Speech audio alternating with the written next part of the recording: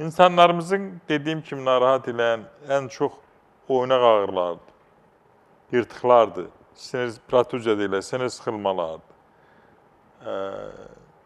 artritdir, artrozdur, onurğa üstündə olan problemlərdir və yaxud da ki, revmatik xəstələrdir, revmatoid polartritdir. Yəni, oynaq xəstəlikləri özü də böyük əksəriyyətinin çəkisi artıq olur. Həm hərəkət eləyə bilmir.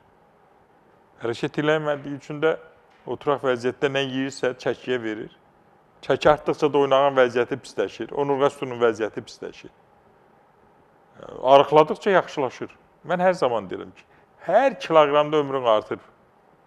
Ən azı 1 il ömrün artır. Hər kiloqramda. Təbii ki, bu artıq çəkili adamlara aiddir.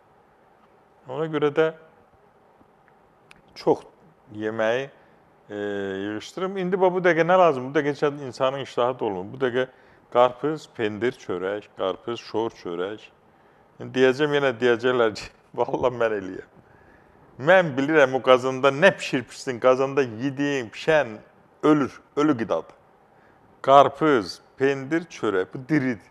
Yəni, qarpız da təbiidir, pendir də təbiidir. Çörək də təbii yuxa olsa, qara yuxa, o da təbiidir. Çörəyin ətri olmalıdır, təbii ki. Yəni, özdə gündə 2 dəfə qidalanın. Mən artıq neçə illər yalnız səhər-axşam qidalandım.